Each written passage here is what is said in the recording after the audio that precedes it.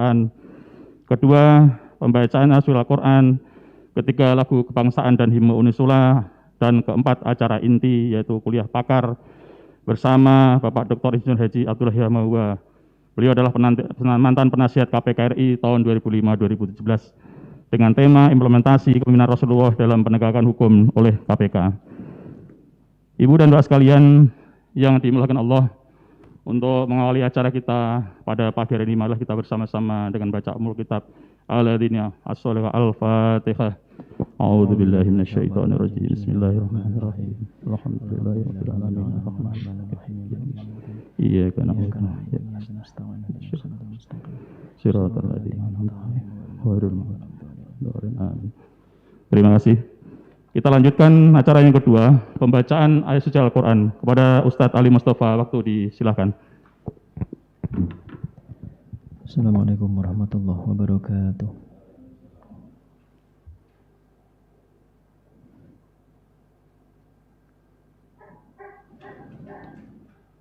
A'udzu billahi minasy syaithanir rajim.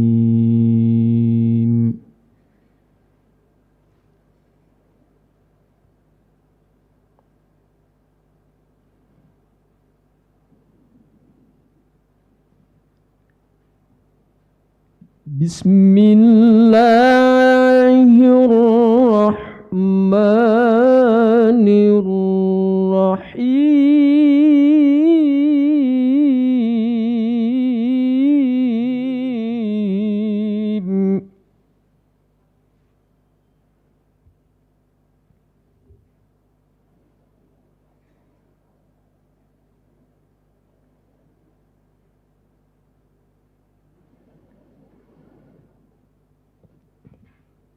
Ya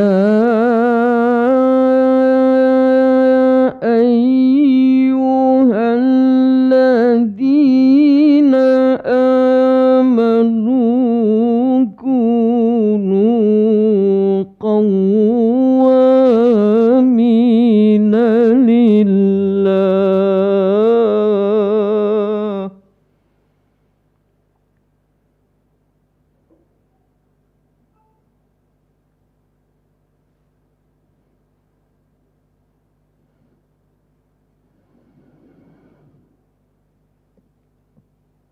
Kunu qawwamina lillahi syuhada'a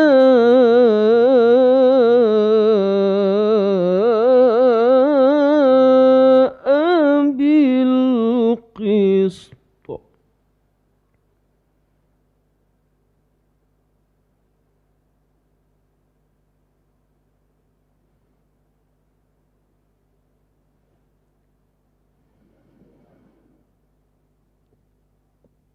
ولا يجرمنكم شنآن قوم على ألا تعدلوا.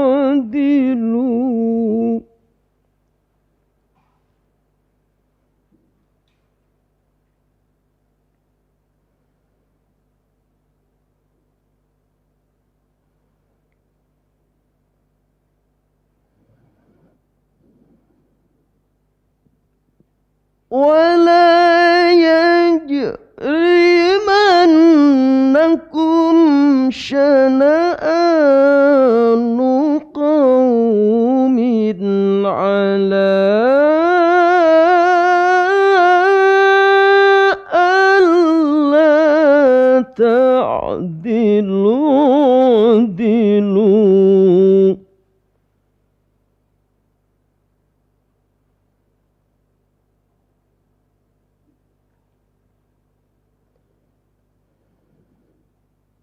اعدلوا هو أقرب للتقوى.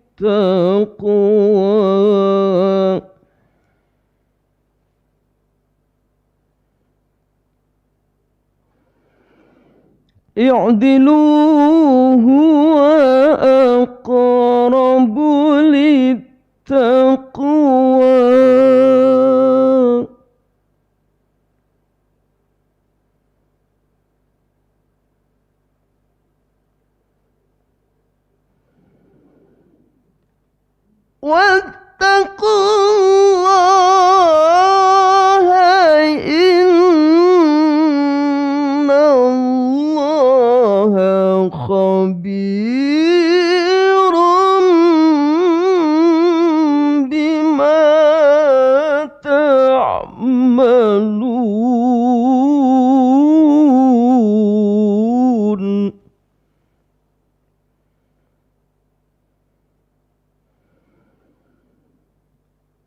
واتقوا الله إن الله خبير بما تعملون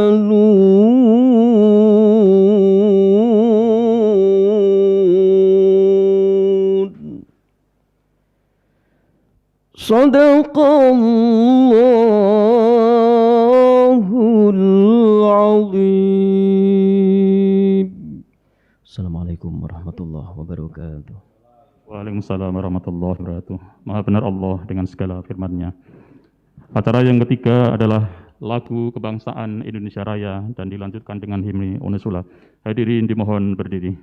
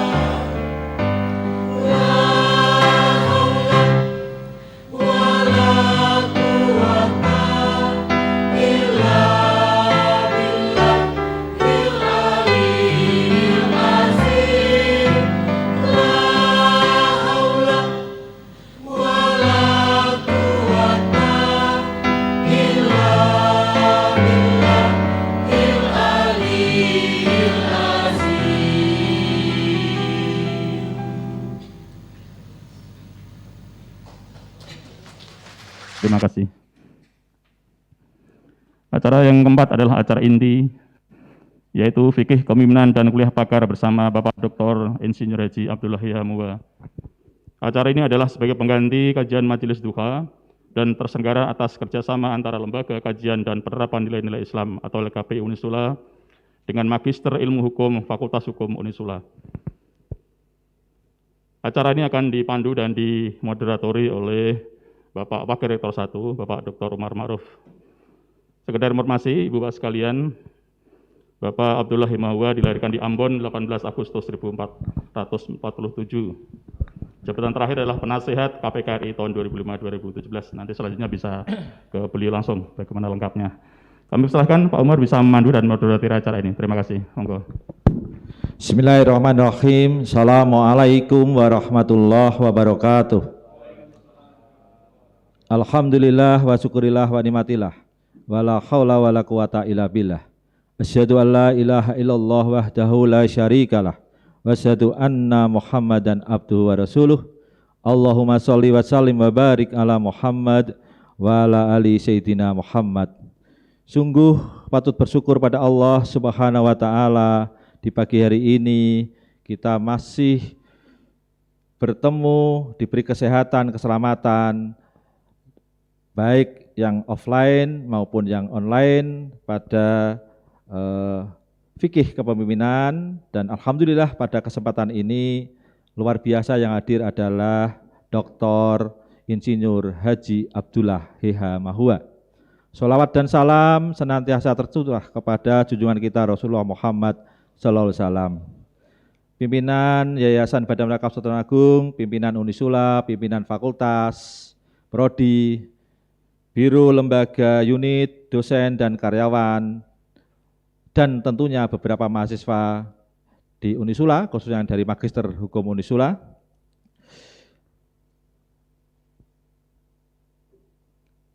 Banyak tokoh bangsa yang memang betul-betul ingin memperjuangkan Indonesia ini dalam keikhlasan yang luar biasa.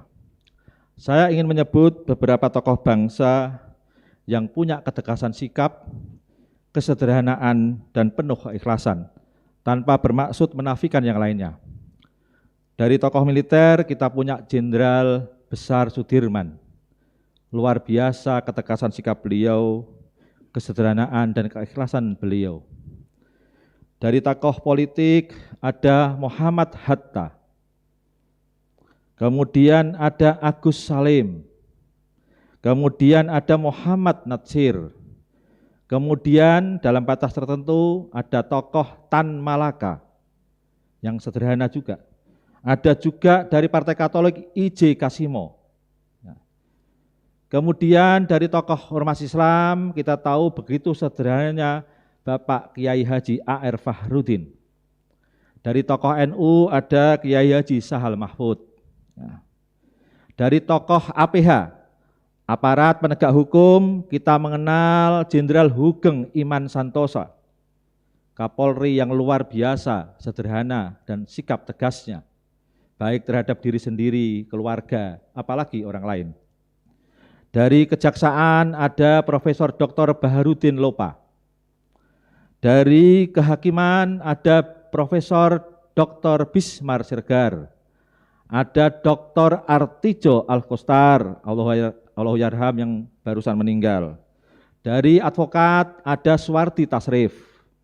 Ada Yap Tiam Hin. Ini tokoh-tokoh yang luar biasa. Sekarang ini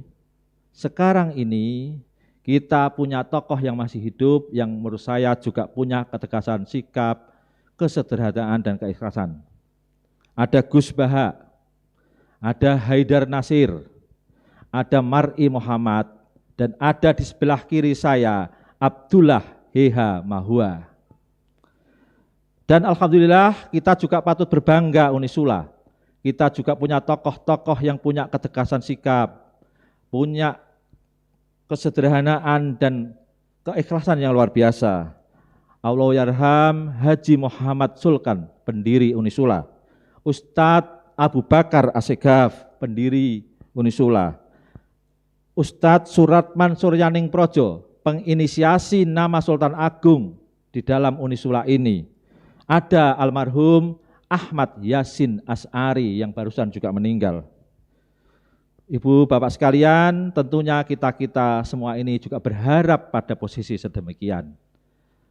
Hidup untuk mencari ridho Allah Subhanahu wa Ta'ala sebagaimana tadi himne Unisula. Tadi sudah sampaikan siapa Abdullah Heha Mahua, dan pasti panjenengan bisa browsing di Google. Beliau tokoh yang luar biasa bagi saya. Saya merasa sebagai bagian daripada anak ideologis beliau.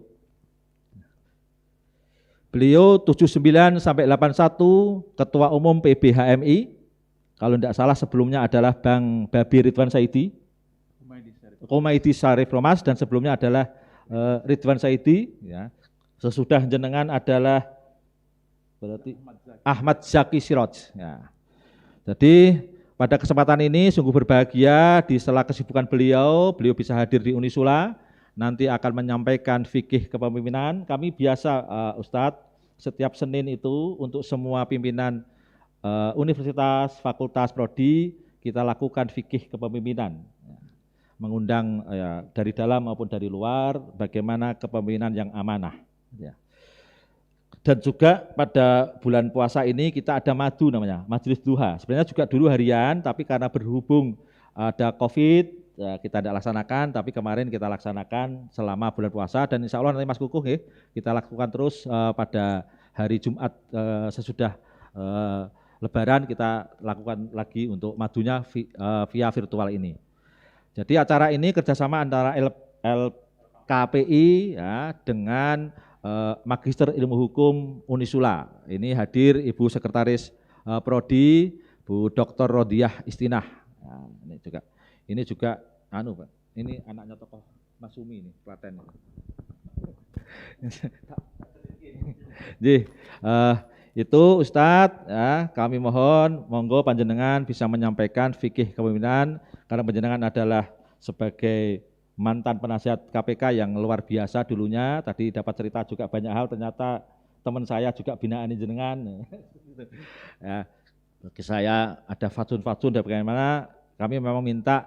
Terima kasih Mas Hanafi ini untuk panjenengan menyampaikan tentang bagaimana implementasi kepemimpinan Rasulullah di KPK tentunya era panjenengan. Kami persilahkan Ustadz Abdullah Heha Mahua.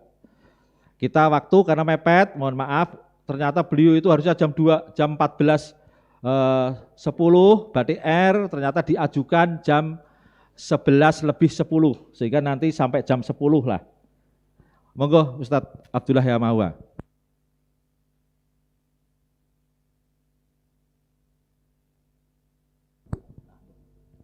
Assalamualaikum warahmatullahi wabarakatuh. Bismillahirrahmanirrahim. Alhamdulillah nahmaduhu wa nasta'inu wa nastaghfir wa na'udzu billahi min syururi anfusina wa sayyiati a'malina. May yahdihillahu fala mudilla lahu wa may yudlil fala hadiya lahu. Asyhadu an la ilaha illallah wahdahu la syarika lahu wa asyhadu anna Muhammadan abduhu wa rasuluhu. Amma ba'd. Qala ta'ala Subhanahu karim, a'udzu billahi minasyaitonir rajim. Laqad kana lakum fi rasul uswatun hasanah liman kana yarjullah wal yawmil akhir wa zakara katsira. Shadaqal azim. Bapak Ibu pimpinan, pejabat dan mahasiswa dari Unisula yang saya hormati, saya banggakan. Tentunya tidak lain yang harus kita ucapkan adalah rasa syukur, puja dan puji kehadirat Allah Subhanahu wa Ta'ala yang atas rahmat taufik dan hidayahnya kita masih memiliki nikmat iman, nikmat Islam, nikmat kesehatan dan nikmat kesempatan sehingga kita dapat berjumpa dalam forum baik offline maupun online tentang fikih kepemimpinan yang kepada saya dimintakan dalam konteks kepemimpinan di KPK. Tidak lupa salawat dan salam kepada junjungan kita besar Muhammad SAW, keluarga, sahabat, tabi'in, tabi'in sampai kepada kita sekalian. Mudah-mudahan kita memperoleh sifat beliau untuk berjumpa beliau di surga Jannatun Naim nanti insyaallah. Amin. Masalah kepemimpinan tentu saja berkaitan dengan soal pemimpin dan pelaksanaan kepemimpinan. Sehingga ada faktor figur, faktor individu, faktor manusia, dan aplikasi dari pemimpin itu. Maka kalau kita perhatikan dalam dialog Allah dengan para malaikat dalam Al-Baqarah ayat 30, di sana kita lihat bahwa Allah pada akhirnya tidak menunjuk malaikat, katakan malaikat Jibril sebagai khalifah, tapi justru Adam yang menjadi khalifah di muka bumi. Dalam dialog itu kita dapat menyimpulkan dari 30 sampai 33 bahwa Adam ditunjuk sebagai khalifah karena pertama punya knowledge, kedua punya nafsu lawama, nafsu mutmainah, yang itu nafsu lawama itu tidak dipunyai oleh malaikat, yang di dalamnya itu ada ambisi untuk maju, ambisi untuk berkuasa, ambisi untuk memperbaiki dan seterusnya, yang itu tidak dipunyai malaikat tapi dipunyai oleh manusia, yaitu Adam. Nah, dari sini maka kemudian sesuai dengan surah Al-Ahzab ayat 21 yang saya bacakan pada awal tadi itu, bahwa pada diri Rasulullah itu ada sebaik-baik teladan. Tapi teladan bagi siapa? Bagi orang yang beriman kepada Allah, yang mempercayai hari akhirat dan selalu ingat Allah 24 hours, 24 jam.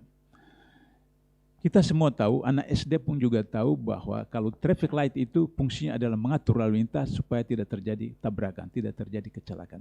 Tapi hari ini kita menyaksikan di Jakarta, di Semarang, di mana saja di Indonesia, setiap hari selalu ada tabrakan. Selalu ada kecelakaan. Begitulah. Kita tahu, kita yakin bahwa Muhammad adalah sebaik-baik teladan. Tapi berapa banyak yang melanggar ketentuan. Jadi percaya tapi tidak ikuti, tidak melaksanakan. Nah, oleh karena itu maka di dalam soal kepemimpinan Rasulullah, maka saya mencoba untuk menawarkan, pertama, fungsi dari pemimpin itu beliau adalah komandan. Yang kedua adalah manajer. Yang ketiga adalah pelayan. Ini 3 fungsi pemimpin dan itu diterapkan oleh Rasulullah, dan akan kita lihat nanti KPK itu juga kami usahakan terapkan ketika saya masih di sana. Sebagai komandan, maka dia berada di depan. Jamaahnya, makmumnya, rakyat itu mengikuti dia. Dan dia punya visi ke depan. 10 tahun, 25 tahun, dan seterusnya. Dia mau bawa kemana rakyatnya, dia mau bawa kemana jamaahnya, dia mau bawa kemana anggotanya. Sehingga kalau misalnya Rektor Unsula sebagai komandan dan kemudian menyeberang sungai di Semarang mana, maka beliau di depan ada buaya, rektor yang pertama dimakan buaya. Kalau di Indonesia, Jokowi presiden, dia di depan ada buaya, Jokowi dulu dimakan. Itu risiko sebagai komandan. Kalau nanti bagi harta, bagi kesejahteraan, baru pemimpin itu terakhir mendapat. Di dalam ghanimah, dalam sejarah peperangan Islam, selama 9 tahun di Madinah, 10 tahun, tapi perang itu baru pada tahun kedua Hijriah, yaitu perang Badar. Itu ada 27 kali perang. Selama 9 tahun, 27 kali perang. Bahkan kita bisa hitung rata-rata berapa bulan ada perang. Di mana sebagian perang itu dipimpin langsung oleh Rasulullah. Dan sebagian beliau memimpin dari belakang. Seperti itu. Nah, oleh karena itu, maka ketika ada ghanimah pampasan perang, maka yang dilakukan Rasulullah adalah membagi-bagi kepada prajurit, kepada tentara, kemudian anak yatim, kepada selesai. Kalau masih ada sisanya, baru beliau bawa pulang. Kalau tidak, tidak bawa pulang. Jadi kalau dalam memimpin di depan, tapi kalau bagi harta, bagi kekayaan, bagi gaji, bagi apa, terakhir. Saya tidak tahu Jokowi terima gaji terakhir atau lebih dulu seperti itu. Nah, bisa kita cek nanti seperti itu. Jadi sebagai komandan, punya visi yang jelas, misi yang jelas, kemudian dituntun. Dan dalam konteks inilah, maka pemimpin itu harus sebagai teladan. Di dalam salah satu jargon orang Eropa, the best instruction is action itself. Jadi perintah yang terbaik adalah dengan perbuatan itu sendiri. Itulah yang dimaksud dengan Al-Ahzab ayat 21, pada diri Rasulullah itu sebaik-baik teladan. Jadi kalau misalnya Bapak Ibu di rumah waktu sholat, maghrib apalagi, sinetronnya asik-asik, terus lagi nonton sinetron, kemudian azan di masjid atau musala dekat rumah. Biasanya Bapak Ibu, Abdullah, John, Hanapi ke masjid. Kalau saya waktu masih kecil disebut ayah, diberi kakak gitu, terus saja, enggak komentar, langsung jalan. Tapi kalau anak kita sekarang, kita lakukan begitu, maka mereka langsung, Bapak, Ibu, langsung diserang balik kita. Nah karena itu maka sesuai dengan petunjuk tadi bahwa itu perbuatan langsung, maka kemudian Bapak, Ibu, remote control off TV. Langsung ke kamar mandi, ambil wudhu, kemudian ajak anak, ada cucu, langsung seperti itu. Jadi langsung praktekkan keteladanan seperti itu. Itu sebagai komandan. Fungsi kedua pemimpin adalah manajer. Manajer, how to manage. Dalam konteks manajer, maka semua karyawan, semua bawahan, semua staf, right, itu ada partner kerja. Partner kerja. Kalau tadi yang komandan, itu ada perintah, ya ayyuhalladzina amanu atiullah wa atiur rasul wal amri minkum. Maka kemudian kita lihat dalam ayat itu berdasarkan asbab nuzulnya, bahwa ada seorang sahabat ditunjuk jadi komandan, membawa rombongan tugas keluar kota.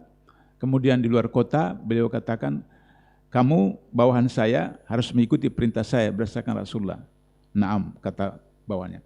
Kalau begitu kumpulkan kayu-kayu bakar. Setelah kumpulkan kayu bakar, dibakar api unggun, kemudian dia katakan, masuk di dalam api unggun. Berdebat para prajurit itu. Kemudian ada yang mengatakan, kita tanya dulu Rasulullah, apakah bisa atau tidak. Mereka menghadap ke Rasulullah, kata Rasulullah, tidak ada ketaatan dalam kemaksiatan. Maka turun wahyu ini. Artinya bahwa pemimpin yang ditaati adalah pemimpin yang taat kepada Rasul. Otomatis Rasul kepada Allah. Jadi kalau misalnya pemimpin itu tidak taat kepada Rasul, tidak taat kepada Rasul, tidak taat kepada Allah, otomatis kita tidak punya ketaatan kepada beliau. Nah, itulah komandan dalam konsep Islam. Dalam konteks itulah maka makmun mempunyai kewajiban untuk sami'na wa ta'na kepada pemimpin. Itu posisi pemimpin sebagai komandan. Tapi ketika sebagai manajer, semua itu adalah partner kerja, diskusi, wa amrum syura bainahum. Maka Rasulullah dalam teks sebagai manajer menghadapi perang Uhud itu melakukan fungsi syura. Pribadi Rasulullah itu menginginkan bertahan dalam kota Madinah dalam perang Uhud, tapi para sahabat menginginkan keluar. Mayoritas sahabat menginginkan keluar. Maka beliau masuk pakai baju perang. Ketika masuk beliau pakai baju perang, para sahabat itu kemudian seperti berpikir, kita salah, kenapa kita minta Rasulullah keluar, kenapa tidak ikut aja beliau. Tapi ketika beliau keluar sudah pakai baju perang, para sahabat itu ingin mengoreksi putusan mereka, pendapat mereka. Kata Rasulullah, pantang bagi seorang Rasul sudah memakai baju perang, kemudian membuka lagi baju perang. Nah, hikmah dari para peristiwa ini adalah bahwa Rasulullah memperhatikan syuro seperti itu, tetapi juga hikmah yang lain bahwa harus sahabat, staf, karyawan ketika pemimpin menyampaikan pikiran pendapat itu harus dikaji dengan mendalam. Nah kalau itu ada nasnya, ada roji dan seterusnya, maka kemudian bisa diikut. Tapi tetap saja jamaah, anggota, staf, karyawan, rakyat diberikan kesempatan.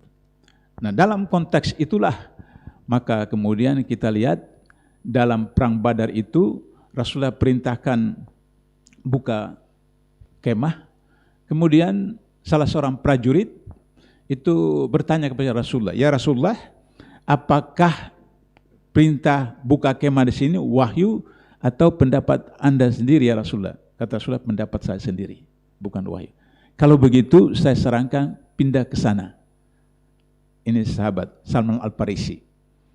Kata Rasulullah, kenapa? Karena di sana ada sumber mata air.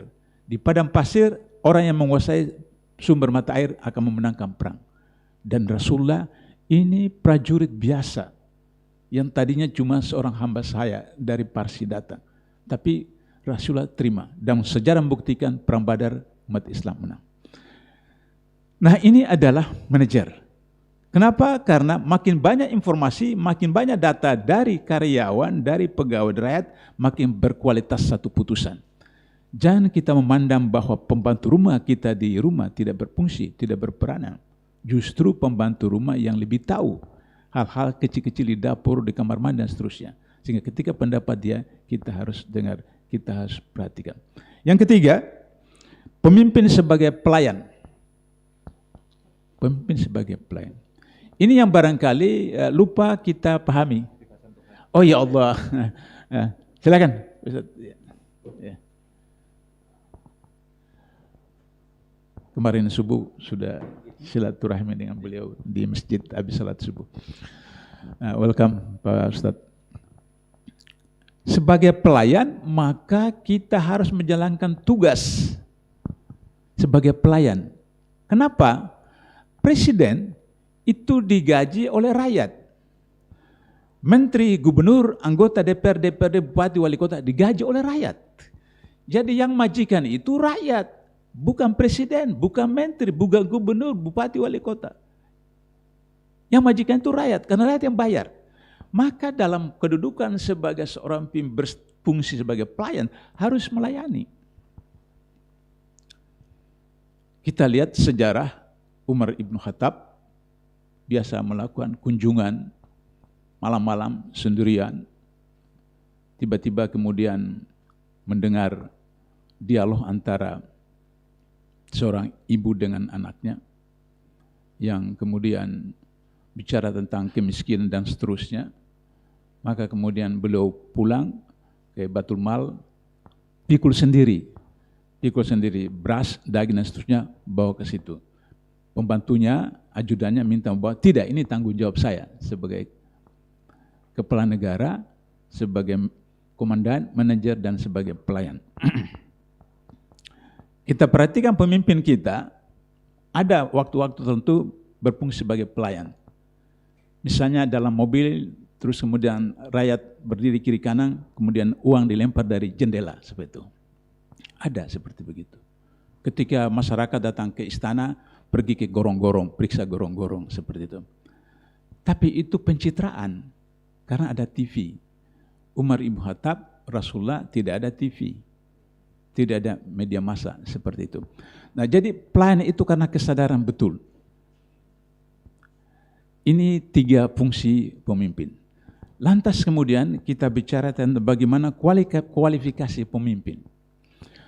Untuk menjadi kualifikasi pemimpin, maka yang pertama harus mempunyai tauhid, vision, wawasan ketauhidan. Yang kedua, knowledge, vision, wawasan keilmuan. Yang ketiga, professionalism, vision, wawasan profesi. Yang keempat, the future vision, wawasan masa depan. Ini kualifikasi sebagai pemimpin. Baik menjadi komandan, menjadi manajer, mau menjadi pelayan. Tauhid knowledge, tauhid vision itu dasar. Karena itu di dalam rukun Islam kita syahada. Asyhadu an la ilaha illallah. Aku bersaksi tidak ada Tuhan. Dalam syahadah pertama kita itu kita menolak semua Tuhan. Karena Tuhan itu bisa pangkat, bisa jabatan, bisa istri, bisa suami, bisa kekayaan dan seterusnya. Dan semua itu kita tolak. Illa Allah. Dia sendiri yang menamakan namanya dengan Allah. Allah bukan bahasa Arab. Allah bukan bahasa lain. Allah itu bahasa Quran. Jas bahasa Quran. Rabb itu bahasa Arab. Kholik bahasa Arab. Ilah bahasa Arab. Tapi Allah bukan bahasa Arab, bahasa Quran.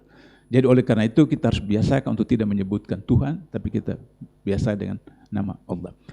Kita tolak kecuali Allah. Nah, bagaimana aplikasi kita sehari-hari dalam melaksanakan syahadah kepada Allah? Maka syahadah kedua, wa syahadu anna Muhammad Rasulullah. Tidak Islam kalau tidak syahadah kedua. Karena Yahudi Nasrani juga percaya kepada Allah, tapi mereka tidak beriman kepada Rasulullah Muhammad SAW. Oleh karena itu maka kita harus beriman bahwa Rasul Muhammad itu adalah Rasulullah. Bagaimana caranya? Tadi Al-Ahzab 21. Kita ikuti bagaimana kehidupan Rasulullah sebagai komandan, sebagai manajer, sebagai pelayan. Itu adalah ketauhidan. Yang kedua adalah knowledge vision. Wahyu yang pertama diturunkan Allah SWT kepada Rasulullah melalui malaikat Jibril bukan kewajiban salat, bukan kewajiban saum, bukan kewajiban haji, bukan kewajiban zakat, tapi kewajiban belajar. A'udzubillahi minasyaitonirrajim. Bismillahirrahmanirrahim. Iqra bismi rabbikal ladzi khalaq, khalaqal insana min 'alaq. Iqra birabbil akram, alladzi 'allamal kalam, 'allamal insana ma lam ya'lam. 5 ayat ini perintah tentang belajar, tentang ilmu. Itulah kenapa Adam ditunjuk sebagai khalifah, bukan malaikat. Sehingga dengan begitu maka harus memiliki wawasan keilmuan yang komprehensif. Sehingga dengan begitu maka di dalam sistem kerucut sosial di bawah itu yang disebut dengan grassroots, kemudian menengah disebut dengan middle class, dan yang di atas itu elit. Yang dalam Ali Imran 190 disebut dengan ulul albab. Albab itu kalau kita potong kayu, gergaji, maka kita akan lihat yang paling luar itu putih. Kemudian kedua itu agak kuning cair. Yang ketiga agak kuning-kuning. Yang keempat coklat cair. Yang kelima coklat. Yang di dalamnya inti hub itu hitam. Itulah ulul albab. Itulah inti dari batang pohon. Teras seperti itu. Nah, inilah yang harus orang pemimpin seperti itu. Sehingga dalam stratifikasi sosial dia tertinggi di atas. Dan dia harus memerintah, mengomando, memberikan petunjuk kepada semua di bawah. Karena itu dalam salah satu hadis, 3 golongan yang doanya tidak tertolak, yaitu orang yang saum dengan ikhlas sampai iftar, berbuka, orang yang dizalimi, dan pemimpin yang adil. Pemimpin yang adil. Untuk menjadi pemimpin yang adil harus memiliki persyaratan-persyaratan tadi itu. Tauhidiyah, tapi ilmu pengetahuan yang bersifat menyeluruh. Yang mampu mengendalikan. Baru yang ketiga, professionalism. Vision. Wawasan profesi. Profesinya apa? Dokter, sarjana hukum, teknik, fikih, syirah, dan seterusnya. Harus seperti itu. Itulah sebabnya ketika Rasulullah mau mencari wali kota Syam, kemudian Abraham bin Auf,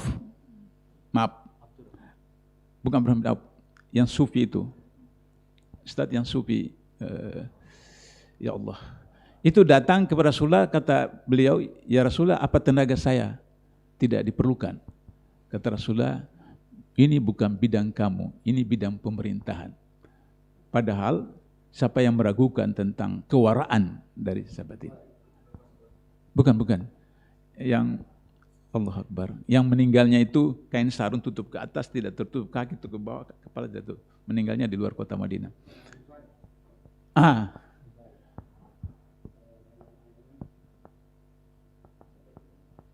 Itu termasuk sufi ya, salah seorang sufi seperti itu. Nah, disitulah lahir hadis yang populer yang selama ini kita katakan, jangan berikan jabatan kepada orang yang meminta. Nah, seperti itu. Jadi profesi.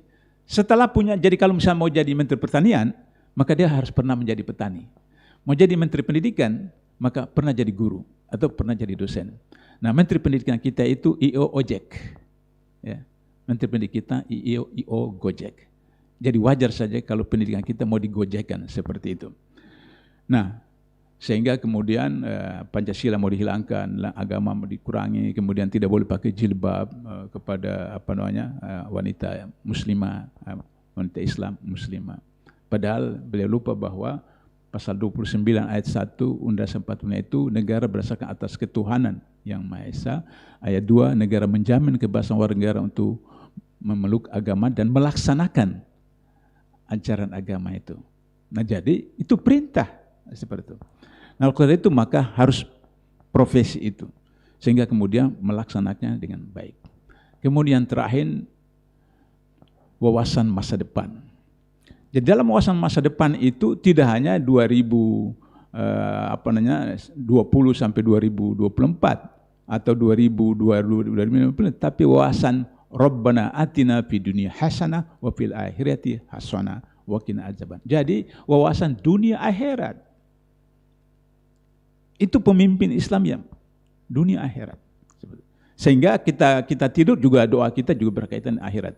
Kita makan juga berkaitan dengan akhirat dan lain-lain seperti itu. Nah, ini adalah kualifikasi untuk menjadi seorang pemimpin. Bagaimana prakteknya di KPK?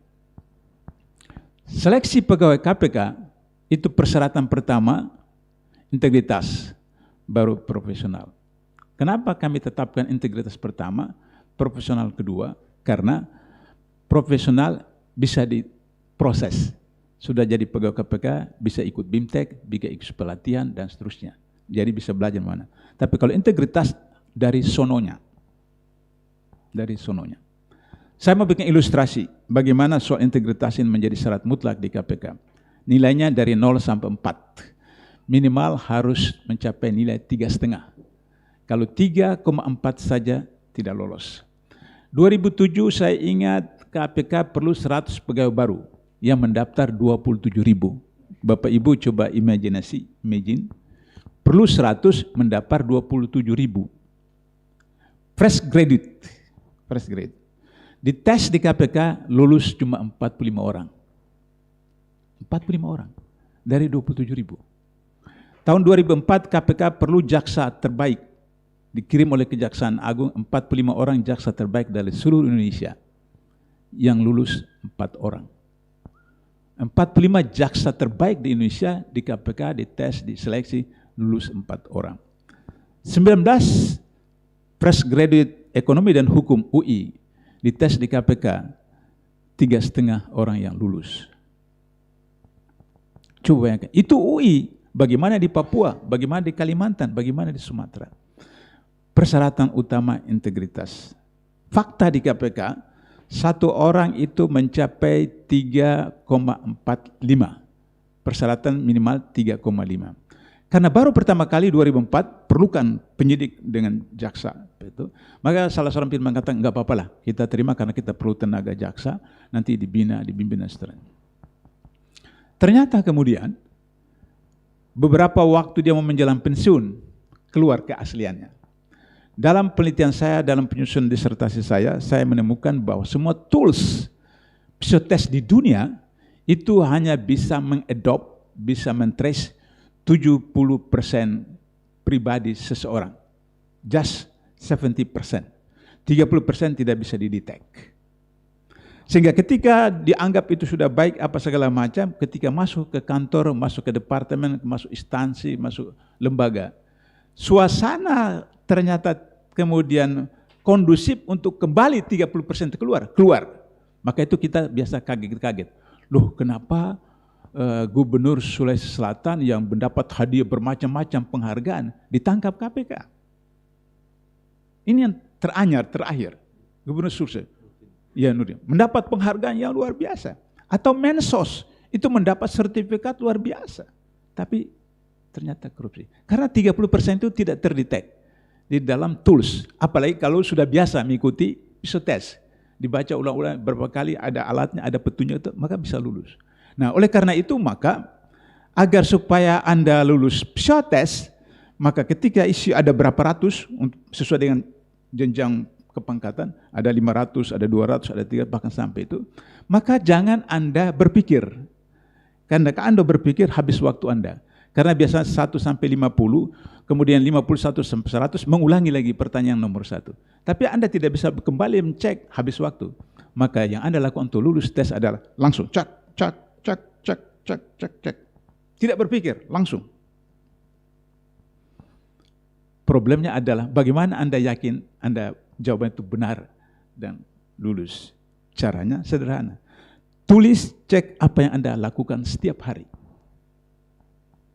Jadi yang apa Anda praktekkan, Anda melakukan itu langsung.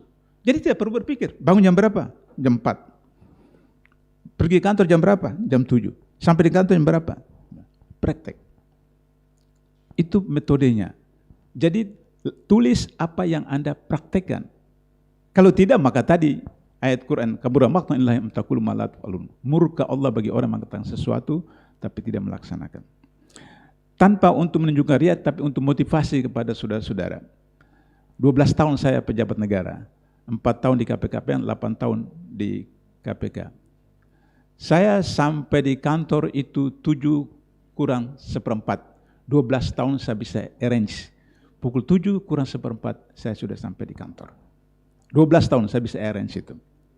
Nah, jadi oleh karena itu maka harus menjadikan doktrin motivasi pada diri sendiri agar supaya Anda adalah teladan seperti itu. Jadi itu di KPK, integritas, baru kemudian profesionalisme. Untuk itu maka kemudian harus ada SOP, Standard Operation Procedure. Untuk kemudian bisa dilaksanakan SOP itu, maka harus ada kode etik. Kode etik itu terdiri Code of Ethics dan Code of Conduct. Code of Ethics adalah nilai-nilainya, misalnya tidak boleh bohong, berlaku jujur, dan seterusnya. Kemudian Code of Conduct adalah bentuknya. Bagaimana? Supaya kemudian ketika misalnya pejabat negara makan di restoran dengan para pengusaha, itu Code of Conduct melanggar, maka hukumannya apa? Seperti itu. Nah, untuk itu maka harus ada peraturan kepegawaian yang harus disahkan. Sehingga peraturan kepegawaian dilaksanakan dalam bentuk SOP, dan ketika melanggar ada kode etik. Seperti itu. Dengan demikian maka seseorang akan mendapat penghasilan berdasarkan prestasinya. Untuk bisa begitu maka harus ada KPI, Key Performance Indicator.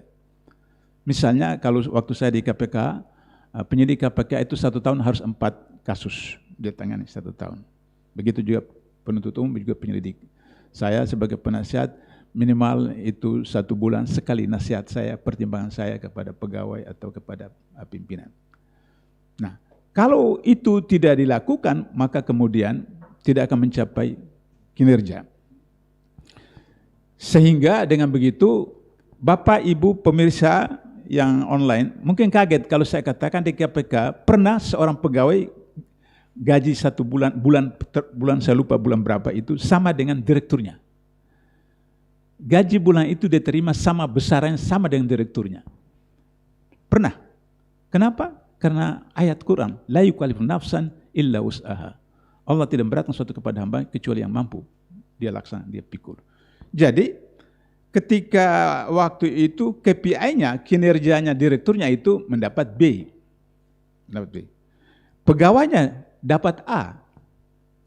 Di KPK kalau kinerja A itu mendapat 10% tunjangan kinerja dari gaji pokok. Kalau B 7%, kalau C 5%, kalau D 0. Dan ada yang D 0, yaitu melanggar kode etik dan seterusnya. Maka bisa saja pegawai itu dapat sama dengan bosnya. Sama dengan bosnya. Nah untuk itu bagi Bapak Ibu untuk bisa menciptakan motivasi, men-trigger, memicu pegawainya itu berprestasi, harus menggunakan KPI. Di Indonesia, di dunia, bahkan datang ke galaksi manapun, orang yang paling enak itu adalah PNS. ASN, maaf kalau ada yang ASN, ada yang PNS. Karena masuk kantor jam berapa saja, tidak masuk kantor 1-2 hari, berbuat kerja atau tuh di kantor, habis bulan pasti terima gaji. Sesuai dengan pengangkatan 5 juta, pasti tidak berkurang. Di KPK tidak. Di KPK hanya 5 orang komisioner yang gajinya tidak berubah. Dari saya sampai ke bawah tidak tetap. Tidak tetap, karena bergantung dari kinerjanya. Bergantung dari kinerja. Nah, oleh karena itu maka untuk Bapak Ibu yang punya perusahaan atau apa, maka menggunakan pendekatan 3P untuk menentukan nominal gaji. 3P. Pertama, pay for person. Yang kedua, pay for position. Yang ketiga, pay for performance. Jadi pertama, dia diploma S1, S2 atau S3. Itu variabel pertama untuk menentukan nominal gaji. Yang kedua, posisi dia, jabatannya. Direktur, kepala bagian, manajer atau pegawai biasa. Dan yang ketiga adalah kinerjanya. 3 itu ditetapkan baru nominalnya. Katakan nominalnya 10 juta. Maka dalam disertasi saya sarankan 10 juta itu tidak dibayar cash 10 juta. Dibayar 5 juta saja cash. Terus 5 juta itu kemana? Itu diubah dalam bentuk anaknya dari SD sampai universitas gratis sekolah. Dia keluarga masuk rumah sakit, masuk berobat apa, gratis. Tidak seperti Anda BPJS tapi potong gaji. Gitu. Gratis. Saya 15 tahun kerja di Malaysia, tinggal di Malaysia, dan saya kerja di perusahaan swasta. Kalau kurang sehat, demam apa, ke poliklinik, saya kasih lihat kartu perusahaan, dan kemudian gratis, dan gaji saya tidak dipotong. Karena itu tanggung jawab moral dari perusahaan. Seperti itu. Nah itu untuk supaya pegawai karyawan kita terpicu untuk bekerja. Nah, sudah itu kemudian kalau menyimpang itu maka ada yang disebut dengan reward and punishment. Prestasi ya tadi rewardnya 10%, 7%, 5%. Punishment harus diatur di dalam kode etik. Karena waktu saya terbatas, saya mau berikan contoh-contoh kepimpinan di KPK, itu adalah kolehal. 5 orang itu kolehal. Jadi wa amrum syura bainahum itu diterapkan di KPK. Saya memberikan contoh. Satu kasus dari tingkat paling bawah, Satgas sudah tetapkan tersangka. Sampai ke direktorat sudah tersangka. Sampai tingkat deputi sudah tersangka. Sampai ke pimpinan sudah sah tersangka. Kemudian diundang, kami penasihat, deputi semua. Dibahas lagi, tetap tersangka. Tapi salah seorang pimpinan KPK baru sadar bahwa direktur penuntutan tidak ada. Maka dia bilang, cari direktur penuntutan. Dicari, datang. Dipresentasikan lagi, kurang lebih 5 menit. Dia bilang, oh maaf Pak, belum bisa untuk. Ini kita sudah bicara semua, direktur penuntutan mengatakan tidak bisa. Belum itu, maka kemudian tidak bisa. Teman penasihat di sebelah saya mengatakan, loh kenapa? Kita kan sudah setuju apa? Saya bilang, kita ini di belakang layar, kita di kantor. Yang bertarung di lapangan itu jaksa. Dan itu menyangkut kinerja dia. Kalau dia gagal di sana, maka kinerjanya bisa jadi B, bisa jadi C. Dan itu menyangkut kredibilitas KPK. Nah, jadi yang konsep wa amrun syura bainahum itu, yang hanya Salman Al-Farisi seorang, itu bisa kemudian membatalkan putusan Nabi dengan para sahabat membuka kemah di situ. Tapi harus, tentu saja dasarnya kuat, nasnya kuat. Jangan sampai kemudian ada mahasiswa unjuk rasa ke Fakultas Hukum, unjuk rasa, tapi dasarnya tidak kuat. Kalau dasarnya kuat, atau seperti di KPK, mahasiswa datang unjuk rasa, LSM datang unjuk rasa, kemudian terus saya perhatikan di pinggir kantor KPK itu lagi bagi amplop, lagi bagi nasi bungkus seperti itu. Itu mahasiswa hari ini. Beda dengan mahasiswa zaman beliau itu zaman dulu seperti itu. Nah, jadi oleh karena itu maka bagaimana kode etik ditetapkan. Saya mau berikan contoh bagaimana agar supaya manajemen itu berjalan dengan baik dengan kode etik dan SOP. Pegawai KPK masuk jam 8, pulang jam 5. Jam 8, jam 5. Kalau dia datang jam 8:05, maka dia harus pulang paling cepat jam 5:05. Jadi prinsipnya harus 9 jam di kantor. Toleransi diberikan 8.30. Kalau dia datang 8.31, maka selain dia harus pulang pukul 5.31, tunjangan transportnya bulan berikut langsung dipotong 50%. 50% dipotong. Tidak bisa debat, tidak bisa dialog, karena ini fingerprint. Fingerprint ini, saudara kembar saja tidak sama sidik jarinya. Saudara kembar tidak sama sidik jari. Jadi tidak bisa dimanipulasi. Maka kemudian orang berpikir, kalau begitu datang saja sebelum jam 8, sudah itu keluar lagi. Nanti jam 9 datang, tidak bisa. Kenapa tidak bisa? Karena ada CCTV untuk memantau. Atau misalnya bisa menghindari CCTV, tapi kemudian ada yang namanya time sheet. Mungkin pimpinan yayasan bisa mempertimbangkan ini. Time sheet itu adalah melapor apa yang dikerjakan 8 jam di kantor, 9 jam, tapi jam 12 sampai jam 1 tidak dihitung. Karena istirahat, maka dihitung 8 jam melaporkan apa yang dilaporkan. Maka kemudian, katakanlah saya masih di aktif di KPK, saya kembali besok di kantor, kemudian saya isi. Memberikan ceramah umum di Universitas Islam Sultan Agung. Maka kemudian kirim melalui online ke Ketua KPK. Beliau baca, loh dalam KPI Pak Abdullah enggak ada ceramah di universitas di Semarang. Langsung di-reject. Harus di-reject. Karena setiap orang ada KPI-nya. Jadi yang dilaporkan itu sesuai dengan KPI-nya. Sesuai yang sudah ditetapkan seperti itu. Maka di-reject. Nah, agar supaya kemudian tidak reject, harus ikut KPI. Kalau dia tidak laporkan, maka tunjangan transportnya tidak dibayar. Tidak dibayar. Nah, karena itu maka saya dulu protes ketika salah satu pimpinan KPK dikriminalisasi, mau diangkat PLT, saya katakan KPK tidak perlu PLT. KPK tidak perlu PLT. Kenapa? Karena Pimpinan KPK semua tidak masuk, deputi semua tidak masuk, direktur semua masuk, pegawai KPK pasti masuk. Kenapa? Karena potong tunjangan transport 50%. Terlambat, potong 50%, apalagi tidak masuk. Dan tidak ada orang gila yang setiap hari tunjangan transport dipotong 50%. Maka dia harus masuk. Nah, sehingga dan begitu maka semua harus mengikuti SOP, aturan. Nah, itulah yang kenapa di dalam Islam itu diatur yang disebut dengan fikih itu. Fikih syar'i, fikih dakwah, fikih politik, dan seterusnya. Untuk itu maka saya ingin sampaikan satu ilustrasi tentang pelaksanaan kode etik di KPK, di mana pada suatu hari seorang laki-laki pegawai KPK SMS, waktu itu belum ada WhatsApp, SMS teman kantornya, perempuan. Saya mau jumpa Anda. Kata perempuan, maaf Pak, saya sedang tugas luar, nanti saya kembali kantor baru kita bicara. Oh tidak, ini persoalan pribadi, tidak boleh kita bicara di kantor, nanti istirahat saja. Maka janjilah mereka jam 12 di restoran Padang, di depan Istiqlal itu ada di lantai 2 ada restoran. Jam 12, ini laki-laki datang ke sana, perempuan itu dengan temannya datang kemudian ketemu. Terus perempuan tanya, ada apa Pak? Serius banget. Nah, kalau dalam bahasa milenial sekarang, nembak. Jadi cowok ini menembak itu perempuan.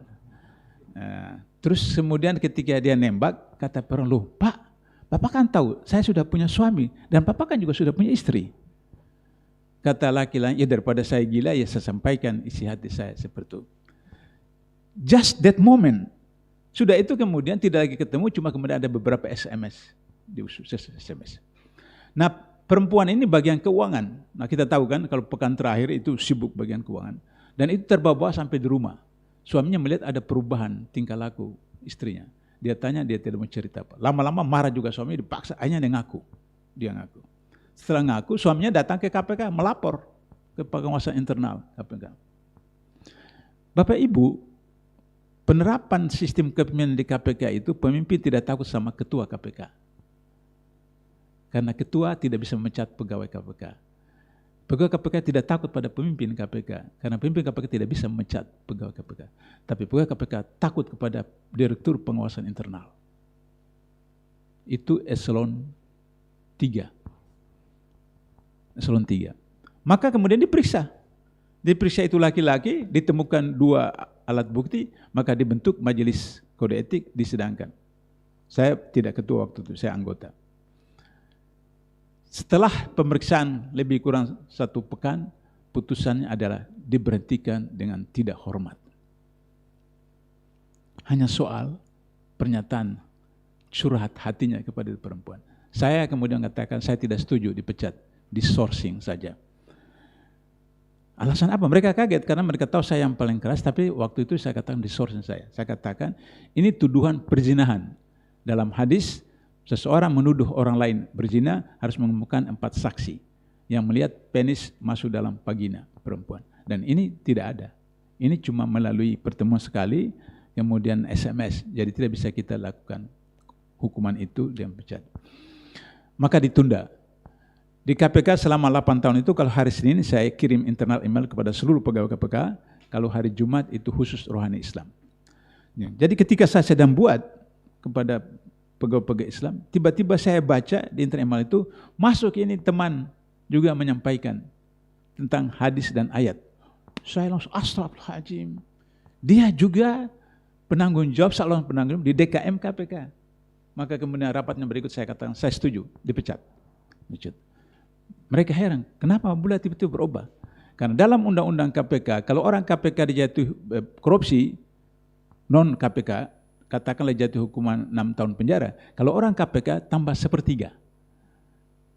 Karena itu pemberatan. Nah, dia bertanggung jawab dalam membina rohani pegawai KPK, tapi dia melakukan pelanggaran seperti itu, maka itu pemberatan. Maka saya setuju dipecat. Nah, kalau sistem itu di KPK diterapkan di kementerian lembaga negara, habis semua PNS, semua ASN dipecat. Karena biasa di kantor, pergi ke daerah, biasa cinta lokasi dan seterusnya. Meskipun istri di rumah, suami di rumah dan seterusnya seperti itu. Nah, ini adalah contoh ilustrasi betapa penegakan hukum di KPK itu. 8 tahun lebih di KPK, saya memeriksa 10 orang pegawai KPK, termasuk ada 2 direktur. Salah satunya baru saya tahu bahwa ini teman beliau yang saya pecat jadi direktur. Tapi saya jujur, waktu itu ketika saya mau ketuk palu, saya ketua. Itu serak suara saya, mau nangis, enggak tahan. Karena ini teman baik dari awal KPK. Dan itu kemudian 2008 atau 2009. Itu. Tapi saya ingat, demi Allah jika Fatimah binti Muhammad mencuri, pasti kupotong tangan. Saya ingat hadis itu sudah, ketuk palu. Dengan bukti-bukti yang sudah ada. Seperti itu. Nah, oleh karena bagaimana soal kepemimpinan di KPK itu, lantas kemudian dalam penegakan hukum, orang kemudian menganggap bahwa KPK itu pilih bulu seperti itu. Tapi bukan pilih bulu. Itu kalau kita datang makan prasmanan, restoran makan prasmanan, maka kemudian kita akan pilih apa yang kesukaan kita. Nah, di KPK itu bukan pilih bulu, tetapi bagaimana prioritas, yaitu mana yang paling memungkinkan untuk cepat diproses, cepat proses. Nah, sehingga dengan begitu, maka kemudian di dalam 2005 sampai sekarang itu ada 1.500 orang yang ditangkap KPK, dan itu menyedihkan. 1.500 orang itu 86% sarjana. Ada S1, ada S2, ada S3, ada profesor, guru besar, bahkan ada hafiz Quran. Ini memang menyedihkan. Kenapa? Karena hampir 50% yang ditangkap KPK itu tidak tahu bahwa apa yang mereka lakukan itu adalah korupsi. Nah, kenapa? Karena sebagian besar umat itu malas baca undang-undang. Mereka tidak baca undang-undang. Ada pejabat, ada yang pejabat yang mengatakan anak buahnya ketika ditangkap, anak bilang, kan tidak terima uang itu. Saya katakan undang-undang tidak mengatakan harus terima uang itu. Undang-undangnya mengatakan terjadi tindakan melawan hukum yang merugikan keuangan negara, perekonomian negara, yang mendapat tentang keuntungan bagi diri pribadi, orang lain atau korporasi. Jadi tidak terima, tapi terjadi kerugian keuangan negara. Orang lain terima atau korporasi. Sudah selesai, itu sudah kena pasal itu. Jadi saya biasa bercanda di BIMTEK, DPRD, instansi apa, daripada Anda di penjara begitu saja, ambil itu uang, supaya nanti kalau ketika di penjara, imbas begitu. Nah, imbas. Tapi di akhirat, itu asfala safilin, kerak paling bawah dari neraka. Jadi tinggal pilih, neraka di dunia atau neraka akhirat, atau neraka dua-dua seperti itu. Nah, 5 tahun terakhir, terjadi perubahan KPK. Saya sebagai mantan penasihat KPK 8 tahun juga malu juga kondisi KPK sekarang. Karena sudah diobok-obok, sehingga demikian maka akhirnya ketika jilid yang lalu itu IPK Indeks Persepsi Korupsi Indonesia itu adalah 4.0 dari 1,9. Ketika KPK baru didirikan 2004 itu IPK kita 1,9. Sekarang tahun lalu itu 4,0. Sekarang itu pimpinan yang sekarang itu turun menjadi 3,9. Kenapa? Karena KPK sudah diintervensi dengan mengamandemen undang-undang KPK itu, sehingga akhirnya kemudian sekarang KPK hilang. Ketika 2019 diajukan undang-undang KPK di LC, saya katakan undang-undang KPK yang baru ini bukan melemahkan KPK, tapi mensakratul mautkan KPK. Kenapa? Kalau melemahkan, orang sakit berobat, minum herba, minum vitamin, sembuh kuat lagi. Tapi kalau mensakratul maut kan, tunggu saja waktunya. Yaitu antara lain, KPK bisa menerbitkan SP3. Yang dulu tidak boleh. Kenapa tidak boleh SP3? Karena korupsi itu kejahatan luar biasa. Sehingga harus super hati-hati. Super hati-hati. Sehingga saya katakan kepada teman-teman di KPK itu, ketika Anda tetap menjadi tersangka, Anda harus yakin 99% di pengadilan dijatuhi hukuman. Ada wartawan tanya sama saya, 1% kenapa Pak? Saya bilang, 1% itu hak prerogatif Allah SWT. Bisa saja di pengadilan Allah membolak-balikkan hati manusia, tapi pengalaman selama ini tidak pernah lolos di pengadilan seperti itu. Nah, karena itu maka kemudian di SP3 ada SP3. Kenapa SP3? Karena hasil survei KPK 2019, 255 anggota DPR pusat itu ada pebisnis, dan yang lain itu bukan pebisnis, tapi bagaimana cara untuk mereka terpilih?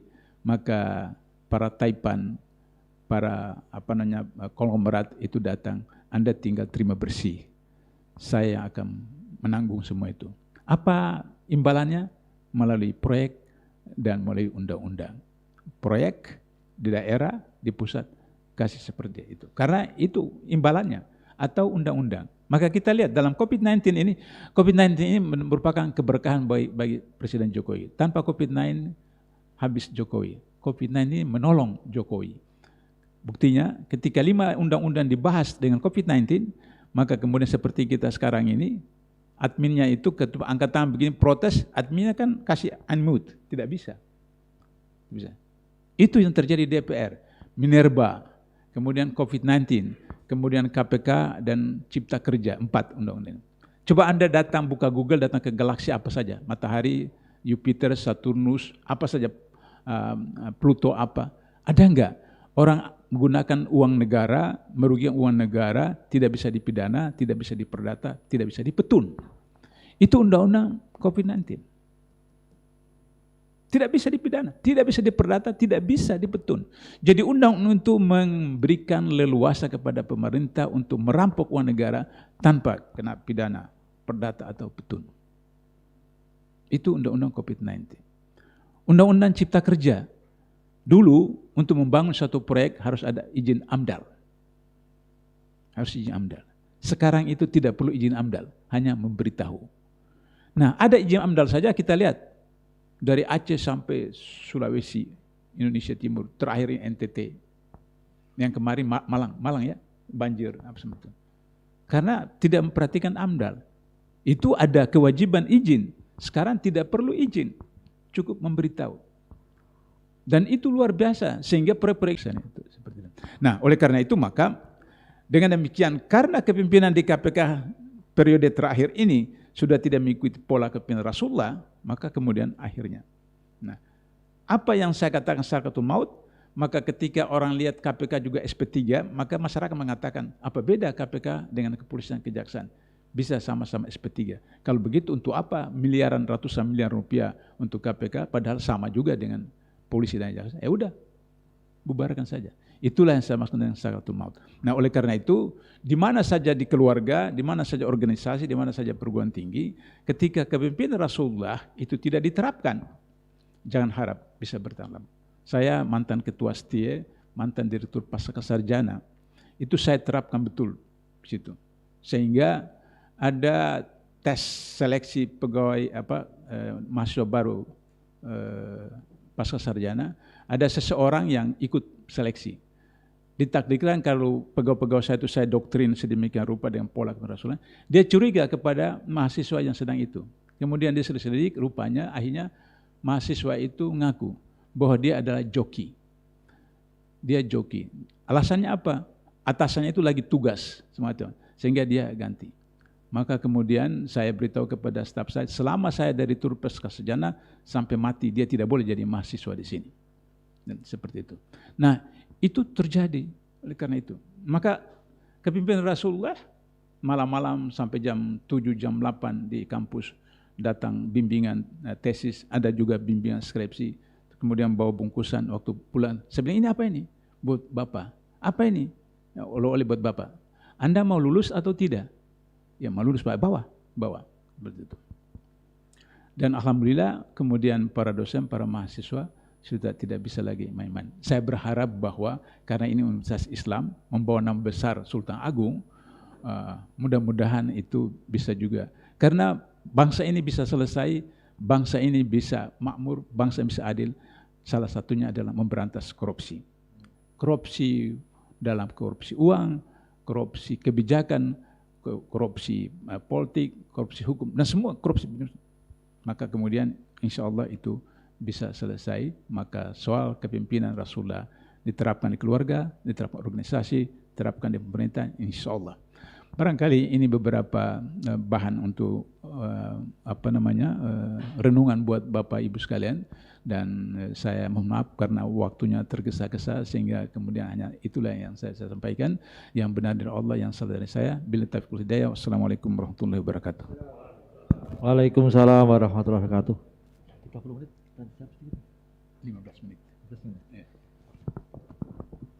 Jazakumullah Ustadz Abdullah Yamahua. Istilahnya mahasiswa ini semua daging semua begitu. Tidak ada gajinya begitu yang disampaikan oleh Ustadz Abdullah Yahya Mahwa terkait dengan kepemimpinan, minimal 3 sifat pemimpin, dia sebagai komandan, teladan, manajer dan pelayan. Kemudian kualifikasi pemimpin ada 4, tauhid vision, knowledge vision, professional vision, dan future vision, 4 ini. Dan ini adalah kepemimpinan pada masa Rasulullah seperti ini. Kemudian beliau juga sampaikan ini pada masa beliau diterapkan, yang utama ketika memilih pemimpin adalah pada integritas terlebih dahulu dan baru profesional yang dihitung. Kemudian untuk menjaga itu ya maka harus ada peraturan kepegawaian, kemudian ada SOP, kode etik, kemudian ada KPI-nya ya. Kemudian ada reward and punishment gitu ya. Kemudian dalam penggajian ini berdasarkan hasil disertasi beliau, itu menarik juga ini, mungkin nanti bisa menjadi pembelajaran kita Ustaz Habib Hasan. Pay for person, pay for position, dan pay for kinerja, performance begitu. Insyaallah ini banyak hal yang telah disampaikan beliau, baik pada dataran kepemimpinan pada masa Rasulullah, kemudian juga pada sahabat Umar bin Khattab, dan juga pada masa beliau ada di penasihat di KPK. Mohon maaf ini karena waktu, beliau ada waktu 15 menit untuk tanya jawab karena jam 11 beliau harus sudah terbang, sebenarnya jam 12.10 beliau naiknya batik gitu. Ya, batik Air, kalau pejabat biasanya Garuda, ini batik Air gitu ya. Sama dengan saya gitu. Batik Air sehingga ngikuti maju mundur ya ikut saja begitu ya. Akhirnya jam 11.10 nanti jam 11 harus sudah di tempat sehingga ini sampai jam 10 kurang 10 lah begitu seperempat. Monggo ada waktu 15 menit, ada raise hand atau ditanya silahkan. Mas dicek Mas, siapa yang ada yang bertanya?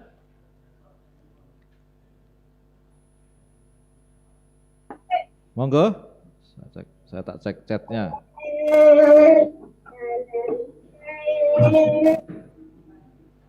Ini ada saya cek di chat Ustadz, izin bertanya Prof, sejauh mana sebagai penasihat KPK atas kasus-kasus fraud, adakah yang harus diselesaikan? Mungkin langsung dijawab tidak apa, nanti sambil yang lain. Monggo. Sebelum Presiden Jokowi mengamandemen Undang-Undang KPK, maka kemudian di KPK itu yang pertama yang dilakukan dengan apa yang disebut dengan pengumpulan bahan keterangan atau full bucket ya, atau kalau polisi menggunakan istilah penguntitan seperti itu. Tapi beda penguntitan di kepolisian dengan penguntitan di KPK. Kalau penguntitan di KPK itu jangankan objek atau orang luar, teman sekantor pun tidak tahu. Seperti demikian. Tapi kalau polisi justru sampai tabrak-tabrakan dengan mobil, menembak lagi 6 orang bunuh seperti itu. Itu beda KPK dengan kepolisian. Saya bisa tahu bahwa pegawai KPK mau melakukan OTT kalau saya lihat jam 7:30, 8 itu di musola kecil, sholat duha, ada 2 rakaat, ada 4 rakaat, kemudian bawa ransel, saya tahu bahwa ini OTT. Jadi kemudian di lift saya salaman, mudah-mudahan berhasil, dia cuma nyengir hehehe. Karena kode etiknya tidak boleh bicara, tidak boleh ngomong dengan siapapun. Nah, seperti itu. Karena itu maka rata-rata OTT KPK itu berhasil seperti demikian. Nah sekarang itu sudah agak sukar. Nah jadi pertama itu full bucket. Nah kemudian kalau sudah full bucket itu untuk menemukan bahwa ada unsur-unsur atau tidak. Kalau sudah ada di gelar perkara, maka dibawa ke pros justisia, yaitu penyelidikan. Penyelidikan kalau menurut KUHP itu adalah mencari data fakta bahwa ada peristiwa pidana atau tidak. Nah kalau sudah penyelidikan di KPK dengan di KUHP, di polisi jaksa itu berbeda. Jadi kalau di KUHP itu setelah penyelidikan ada peristiwa pidana baru kemudian penyidikan. Penyidikan itu untuk menemukan siapa tersangkanya. Tapi kalau di KPK dalam proses penyelidikan sudah ditemukan 2 alat bukti, maka kemudian langsung ditetapkan tersangka. Nah, sehingga demikitu ketika sudah tersangka itu sudah memenuhi 95% untuk dijatuhi hukuman. Nah, ada perkara-perkara yang itu ketika periode ketiga, keempat itu sudah menyangkut persoalan orang-orang atas. Nah, jadi ini yang saya katakan jujur menjelang Pilpres 2019 bahwa saya kasihan sama Jokowi. Kalau tidak terpilih pada Pilpres 2019 dia ditangkap. Kenapa dia ditangkap? Karena pembangunan proyek infrastruktur dari Aceh sampai ke Papua itu bertentangan dengan ketentuan. Dalam ketentuan pengadaan barang dan jasa, itu nilai proyek di atas 200 juta harus dilelang. Nah, proyek-proyek ini triliunan, tidak ada yang dilelang, pakai kepres seperti itu.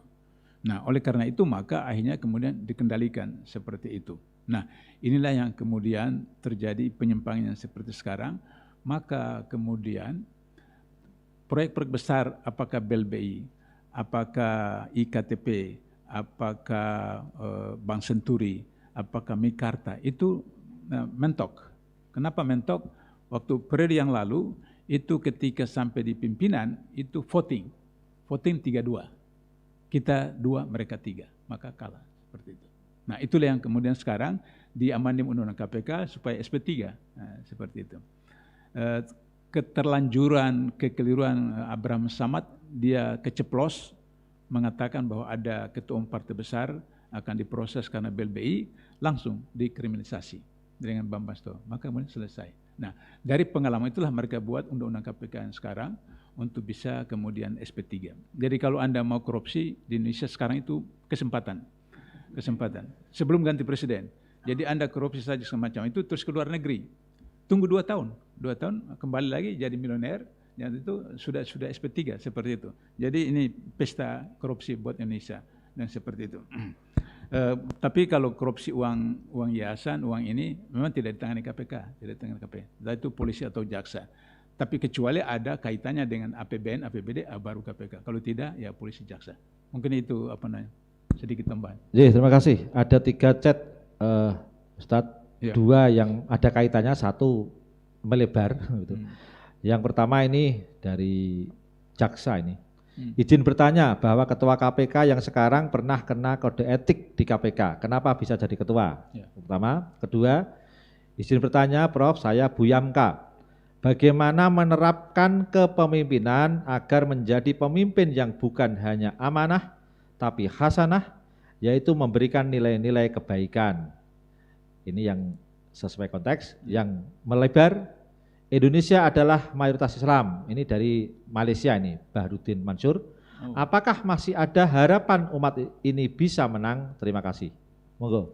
Ini Ustadz Bahrudin Mansur, ini saya tahu di Sarawak itu. Orang Dewan Dakwah.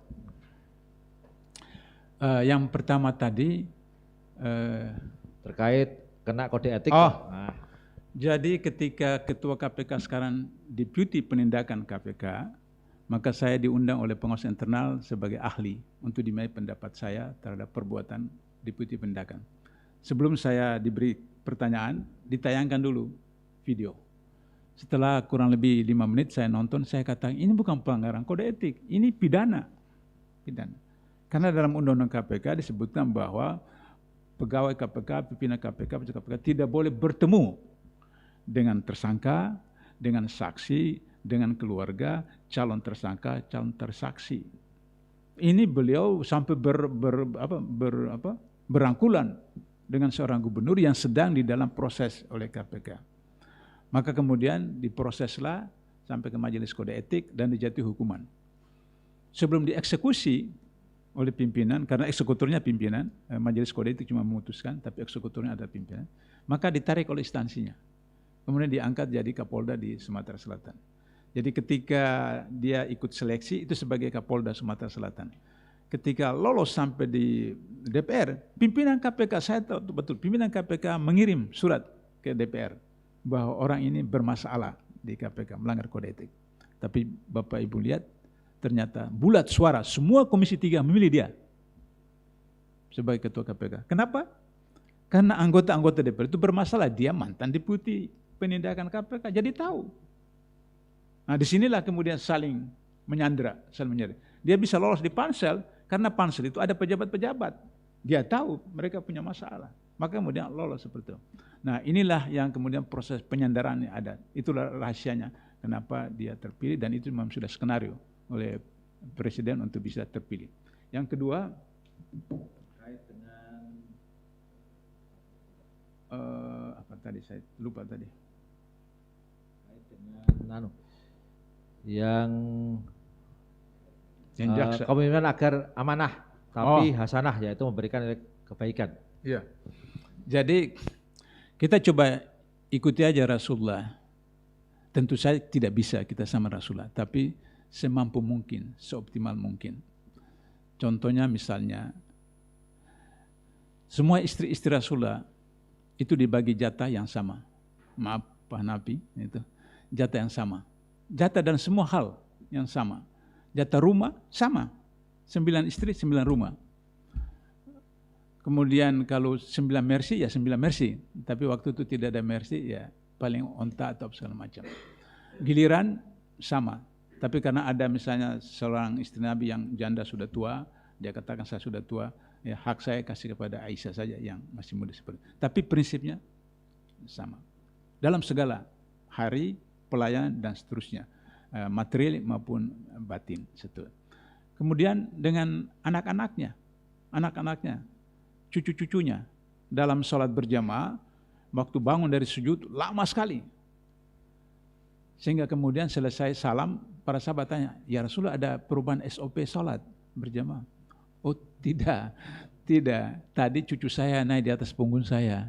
Saya tidak mau ganggu dia sehingga saya tunggu sampai cucu saya itu turun dari punggung baru seperti itu. Bagaimana menyayangi? Seperti itu. Bapak dan ibu di rumah, yaitu kalau ikut Rasulullah, itu Rasulullah begitu sibuknya itu berkejar-kejaran dengan Aisyah dalam rumah. Berkejar-kejaran dengan Aisyah. Itu Rasulullah. Bagaimana tuh? Di tempat tidur, ya ikut Rasulullah. Tidak langsung seperti Mike Tyson langsung serang, tapi lempar-lempar guling, lempar-lempar bata dan semacam. Kenapa? Karena Rasulullah tahu perempuan itu pasif, perempuan itu lambat prosesnya. Sedangkan kita laki-laki, kami laki-laki itu cepat. Maka kemarin itu ada proses agar supaya sama-sama mencapai kepuasan batin. Nah, dengan tetangga kata Rasulullah kepada Aisyah, masa gulai banyakkan kuahnya kemudian bagi kepada tetangga. Selesai Aisyah melapor, sudah dibagi. Kata Rasulullah, tangga kanan sudah, tangga kiri sudah, belakang sudah, depan sudah. Kecuali ada satu rumah ya Rasulullah yang saya tidak berikan. Siapa? Rumah Yahudi. Bagi, berikan. Itu perintah Rasulullah. Tetangganya itu Yahudi kayak Nasrani kayak Hindu, Buddha kayak koruptor kayak apa sama aja harus dikasih. Itu pola hidup Rasulullah. Jadi kalau Anda mau jadi pemimpin seperti Rasulullah, minimal seperti itu tetangga. Nah, kalau misalnya ada pohon kita datang dahannya ke seberang, kiri atau kanan, pohon jambu, pohon mangga, apa segala macam, maka buahnya itu tidak boleh kita ambil. Harus milik tetangga kiri kanan itu, karena daunnya dia yang bersihkan. Sebaliknya kalau pohon tetangga masuk ke kita merasa terganggu atau fitnah, kita minta supaya ditebang. Kalau kita minta dia tidak ditebang, kata Rasulullah, boleh kita tebang sendiri, supaya tidak terjadi fitnah. Ketika Abu Bakar jadi khalifah, kemudian datang kepada Aisyah, ya putriku, apakah saya sudah bisa mengikuti cara kepemimpinan Rasulullah? Kata Aisyah, belum ya Abi. Kenapa? Karena Rasulullah setiap hari datang ke ujung kota Madinah menyuapi seorang Yahudi buta miskin situ. Wah, Abu Bakar tidak mau kalah terus datang ke situ. Terus menyuapin itu orang miskin buta. Kata Yahudi minta-minta itu, siapa ini? Ya orang yang biasa menyuapi kamu. Kata dia, bohong kamu. Loh kenapa kamu bilang saya bohong? Orang yang menyuapi saya itu mengunyah dulu itu roti baru memberikan saya. Menangis Abu Bakar, orang yang kamu sebutkan itu sudah meninggal. Loh emangnya siapa dia? Nabi Muhammad Rasulullah. Menggelegar, petir menyerang dia seperti begitu. Bayangkan setiap hari orang itu memaki-maki Nabi Muhammad, mencerca Nabi Muhammad. Tahu-tahu dia itu juga setiap hari yang menyuapi dia. Bayangkan itu. Maka tanpa sadar keluarlah dari mulutnya, asyhadu an la ilaha illallah wa asyhadu Muhammad Rasulullah. Itu cara kepemimpinan Rasulullah. Nah karena itu maka pengalaman saya di KPK, saya menjatuh hukuman orang itu dengan motivasi untuk memperbaiki. Ada seorang eselon 3, sekretaris deputi. Saya pecat dari sekretaris, kemudian saya mutasikan dia, kasih sourcing 3 bulan. Karena dia meminjam uang yang tidak bisa membayar dengan rutin, sehingga kemudian orang bank itu datang ke rumahnya, dia tidak ada karena dia rumah tangga baru, suami istri kerja, anaknya masih kecil, titip tempat. Maka kemudian mereka cari alamat kantor, datang ke KPK. Loh, kok KPK? Maka kemudian diproses. Ketika saya jatuhkan hukuman buat dia seperti begitu, waktu saya nyusun disertasi, saya jadikan dia juga narasumber. Saya pikir dia dendam saya kan. Dia bilang, waduh, kalau Pak Beliau tidak source saya 3 bulan, saya tidak urus bisa urus bayar utang-utang saya. Jadi ada orang yang menerima punishment itu sebagai edukasi. Jadi ketika kita memberikan satu punishment, hukuman, juga dengan maksud bagaimana untuk mendidik dia, memperbaiki dia sehingga seperti itu. Nah karena itu maka pada zaman Rasulullah ada seorang pemuda yang masuk Islam, tapi dia mencuri, pekerjaan mencuri. Apa kata Rasulullah? Silahkan, tapi setiap kamu mencuri, melapor sama saya. Melapor sama saya. Nah begitu, lama-lama orang itu tidak pernah muncul. Sekali waktu ketemu, Rasul tanya, loh kenapa kamu tidak melapor? Ya Rasulullah, saya malu ya Rasulullah, harus melapor lagi. Jadi saya sudah tidak mencuri lagi sekarang. Jadi itu punishment buat dia, tapi itu edukasi sehingga akhirnya kemudian dia sudah tidak mencuri lagi. Nah itu tips seperti itu. Sudah ya? Terima kasih. Karena waktu Bapak Ibu sekalian ini banyak sebenarnya, Bu Tatmala mohon maaf. Kemudian nanti disediakan yang lainnya nanti kita sampaikanlah kepada Pak Abdullah Mahwa. Alhamdulillah ini ada hampir 550 yang bergabung Ustadz dalam grup Zoom ini. Sebenarnya demikian dari kami. Clue terakhir tadi adalah kalaupun kita memberikan punishment itu dalam kerangka edukasi, sehingga yang menerima pun juga sebagai sesuatu yang dalam tanda petik membahagiakan juga. Karena demikian kami mohon Ustadz untuk berdoa. Kita punya dengan A'udzubillahi minasyaitonir rajim. Allahumma ghfir lil mu'minina wal mu'minat wal muslimin wal muslimat al ahmin wal amwat innaka samiun karim mujib da'wat. Rabbana zalamna anfusana wa illam taghfir lana wa tarhamna lanakunanna minal khasirin. Rabbana la tuzigh qulubana ba'da idh hadaytana wa hab lana min ladunka rahmah innaka antal wahhab. Rabbana afriq lana sabran wa sabbit aqdamana wansurna 'alal qawmil kafirin. Rabbana la tu'akhidhna in nasina aw akhtana. Rabbana wa la tahmil 'alaina isran kama hamaltahu 'alal ladzina min qablina. Rabbana wa la tuhammilna ma la taqata lana bi wa'fu 'anna waghfirna warhamna anta maulana fansurna 'alal qawmil kafirin. Fansurna 'alal qawmil kafirin. Fansurna 'alal qawmil kafirin. Rabbana taqabbal minna innaka antas samiul alim. Rabbana atina fid dunya hasanah wa fil akhirati hasanah wa qina adzabannar. Subhanaka rabbil izzati amma yasifun wa salamun alal mursalin walhamdulillahi rabbil alamin. Amin Allahumma amin. Matur suwun doa dan juga pencerahannya Pak Abdullah Mahwa, dan saya kira ke depan mohon tetap komunikasi dan nanti akan kita minta lah untuk mengisi acara-acara di Unisula itu.